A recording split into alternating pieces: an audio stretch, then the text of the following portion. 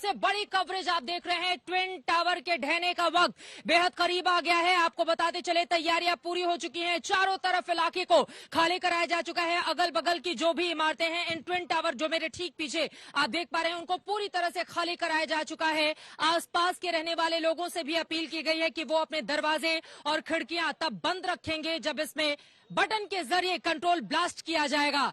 2 घंटे 28 मिनट का और इंतजार, काउंटडाउन शुरू हो चुका है और इसको लेकर जबरदस्त तरीके से तैयारियां की गई हैं। लेकिन सबसे बड़ा सवाल, ये इमारत तो आज ढह जाएगी, लेकिन इसका मलबा अपने पीछे बहुत सारे सवाल खड़े करके जाएगा। सवाल बिल्डर्स की मनमानी को लेकर, सवाल उस आम आदमी को लेकर जो जीवन भर की अपनी पूंजी लगा देता है एक अदद मकान को, फ्लैट को खरीदने के लिए, और उसके हाथ क्या आता है। इस तरह का रिजल्ट, ये इमारत तो जमींदोज हो जाएगी, धराशायी हो जाएगी, मलबे में तब्दील हो जाएगी। लेकिन उन अधिकारियों का क्या, जिनकी नाक के नीचे, जिनके कलम के दस्तखत की वजह से इस तरह की इमारत बनी और उनके खिलाफ अब तक कोई भी कार्रवाई नहीं की गई है? क्या वो आम आदमी ये जानने का अधिकार नहीं रखता है कि आखिर उन अधिकारियों को सबक कब सिखाया जाएगा?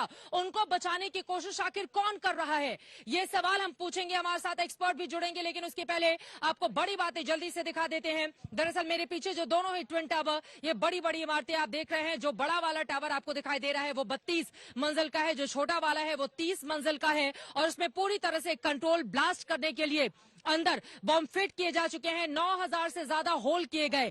181 दिनों का लंबा चौड़ा वक्त लगा। एक एक बारीकी को परखा गया, जांचा गया, ताकि कोई भी कोताही ना हो जाए, क्योंकि एक छोटी सी चूक आप समझ सकते हैं कि स्थिति को कितनी ज्यादा भयावह बना सकती है। हालांकि हिंदुस्तान में इसके ठीक पहले कोच्चि में भी इस तरह से ब्लास्ट के जरिए एक 18 मंजिला इमारत को ढाया गया था, लेकिन ये पहली बार होगा कि इतनी ऊंची ऊंची गगनचुंबी 20 मंजिला और 30 मंजिला इमारतों को एक साथ चंद सेकंड में ढाने की पूरी तैयारी की गई है।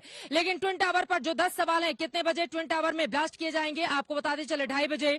9 से 14 सेकंड में ये पूरी तरह से ढह जाएंगे। जो सवाल आम आदमी के मन में है उसको हम यहाँ पर बता रहे हैं। 9 से 14 सेकंड का वक्त लगेगा। 9 सेकंड एक इमारत के लिए, और आपको बताते चले 5 सेकंड दूसरी इमारत को ढहाने के लिए।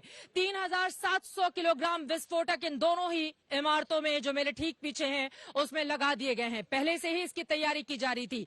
एक एक अधिकारी अंदर जाकर इस बात का मुआयना कर रहा था कि कोई गलती ना हो जाए। 3 किलोमीटर तक के इलाके को आपको बताते चले, चूंकि धूल का जब गुबार उड़ेगा तो फिर स्थिति बेहद भयावह हो सकती है। इसी वजह से आसपास के जितने फ्लैट्स हैं, या तो उन्हें कवर किया गया है मोटे बड़े पर्दे से, या तो फिर लोगों से अपील की गई है कि जिस समय ब्लास्ट की कार्रवाई को अंजाम दिया जाएगा उस समय वो पूरी तरह से अपने घर के दरवाजे, कांच के शीशे पूरी तरह से बंद रखें।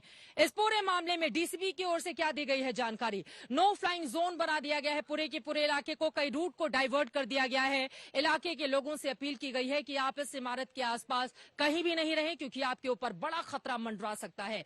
इलाके के डीसीपी की ओर से इस पूरे मामले में क्या कुछ कहा गया है, किस तरह की जानकारी दी गई है तैयारियों को लेकर, आज तक से बातचीत में उन्होंने क्या बड़ी बातें कही, सुनिए।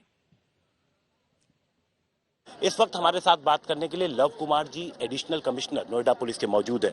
सर, किस तरीके की तैयारियां की गई? देखिए, सारी तैयारियां पूरी तरह दुरुस्त है और फोर्स का डिप्लॉयमेंट सभी पॉइंट्स पर किया गया है। एक्सक्लूजन जोन के अंदर किसी को भी आने की अनुमति नहीं है। दोनों सोसाइटीज इवैक्यूएट हो गई हैं और आरडब्ल्यूएस की जो टीम है वो उस चीज़ को और एक बार क्रॉस चेक कर रही है। तो सभी चीजें टाइमलाइन के अकॉर्डिंग चल रही हैं और कहीं कोई किसी तरह की दिक्कत नहीं है। ये क्या बनाया गया सर बस के अंदर? ये देखिए, हमारा कमांड सेंटर है, जैसे कि आप देख सकते हैं। इसके अंदर कम्युनिकेशन का सिस्टम है, सीसीटीवी जितने लगे हैं उनकी सारी मॉनिटरिंग का सिस्टम है, और हमारी एक टीम है जो रेगुलर अलग अलग जो सीसीटीवी कैमरा हैं, ड्रोन्स हैं, उनका लाइव फीड यहाँ से देख रहे हैं। और प्लस जो हमारा कम्युनिकेशन का सिस्टम लगा है वो वायरलेस सेट वगैरह वो सब अंदर है। सब कुछ प्लान के हिसाब से चल रहा है? बिल्कुल, सब कुछ प्लान के हिसाब से चल रहा है। तो आप देखिए, नोएडा पुलिस का कहना है कि सब कुछ जिस तरीके से प्लान किया गया है उस हिसाब से ही चल रहा है, यानी तैयारियां पूरी कर ली गई हैं। कई ऐसे ट्रैफिक में जो डाइवर्जन थे वो भी कर दिए गए हैं, यानी आसपास के कई रास्तों को बंद भी कर दिया गया है। कैमरामैन जियाउद्दीन के साथ हिमांशु मिश्रा, नोएडा आज तक।